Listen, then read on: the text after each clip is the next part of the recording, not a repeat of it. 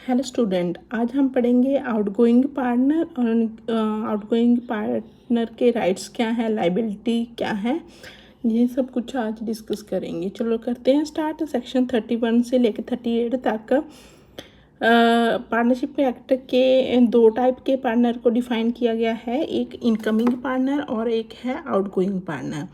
Means जो admit होता है पार्टनरशिप में वो इनकमिंग पार्टनर होता है, और जो रिज़ाइन करता है या किसी तरीके से वो पार्टनरशिप से एक्सक्लूड किया जाता है तो वो होता है outgoing partner. Incoming partner means the partner admitted with the consent of all the partner after the creation of partnership for section 31, or where the partner is going out the partnership or retiring from the firm after the creation of partnership is an outgoing partner। वही वो retire होता है partnership से तो वो होता है outgoing partner. Outgoing partner has not been defined in Indian Partnership Act.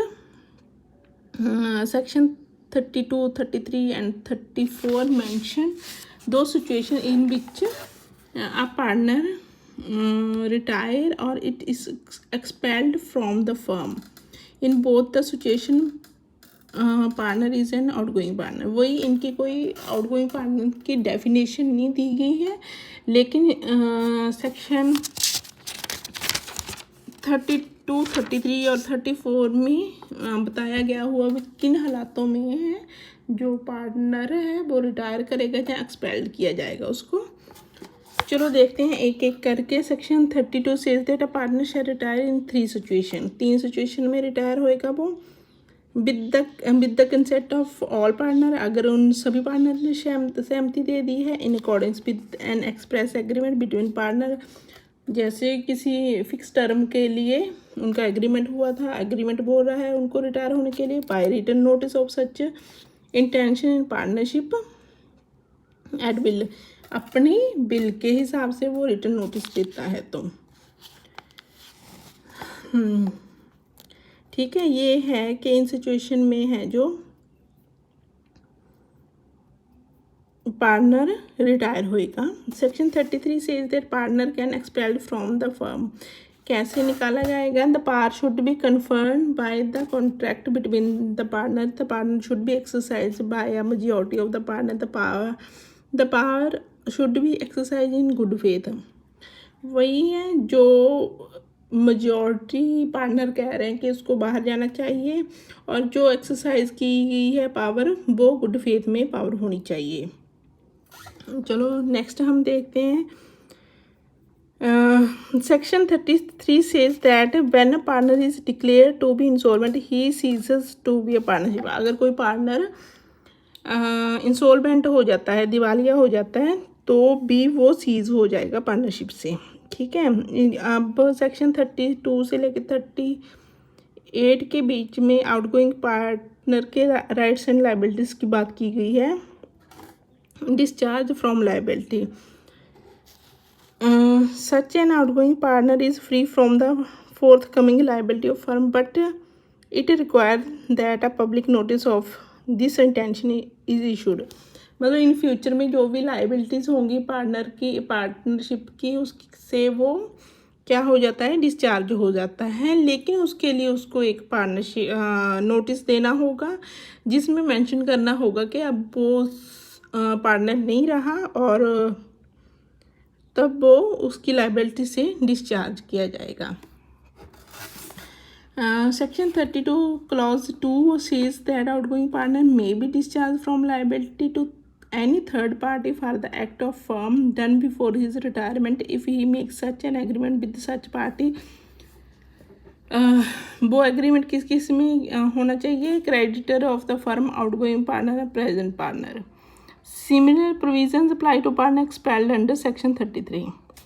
आगे देखते हैं right to carry on competing business.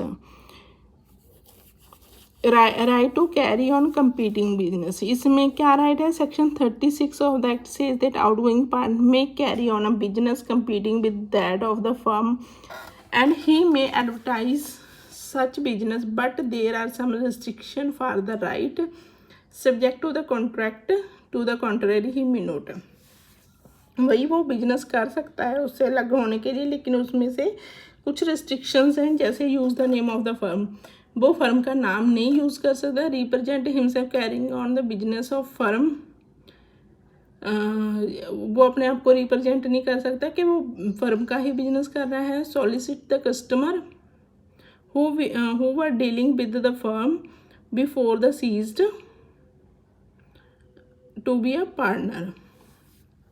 ठीक है, ये है। और उसके बाद right to share subsequent profit.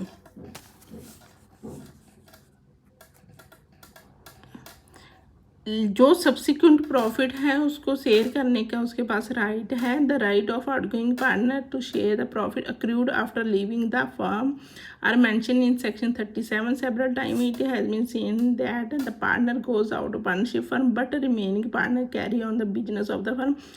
Sometime the remaining partner continue to utilize the property of retiring partner involved in the firm without any final settlement account। वही अगर उसके जाने के बाद भी उसकी प्रॉपर्टी यूज़ कर रहे हैं, फाइनल सेटलमेंट नहीं होगी, तो उसको प्रॉफिट का वो हकदार होगा outgoing partner. The legal representative of outgoing partner और he himself is entitled to claim share the profit of the profit earned after the partner ceases to the partner। वही वो होगा, उसका लीगल रिप्रेजेंटेटिव होगा। He is entitled to interest at the rate of 6% per annum on the amount share in property in place of sharing profit। तो वो अगर उसकी कोई प्रॉपर्टी यूज़ हुई है उसकी वैल्यू को 6% का रेट ऑफ इंटरेस्ट के हिसाब से इंटरेस्ट भी ले सकता है।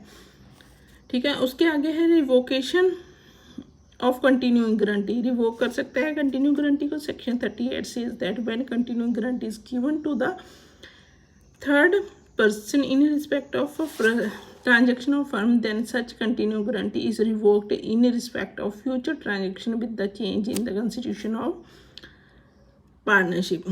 वही उनको जब वो पार्टनर ही नहीं रहेगा, जो उसने गारंटियाँ दी हैं उसको वो रिवोक कर सकता है। But in the case of Kashi versus Ramanathan Chettiar, it has been stated that such a partner is not entitled for profit and interest both, he may get either of two। As far concerned with the interest, the rate of interest is commercial transaction may be the rate of interest of the nationalised bank. वही अगर rate 6% नहीं है तो जो rate होगा nationalised bank का वो भी चार्ज किया जा सकता है। चलो स्टूडेंट, आज का टॉपिक ख़त्म हुआ। Thank you.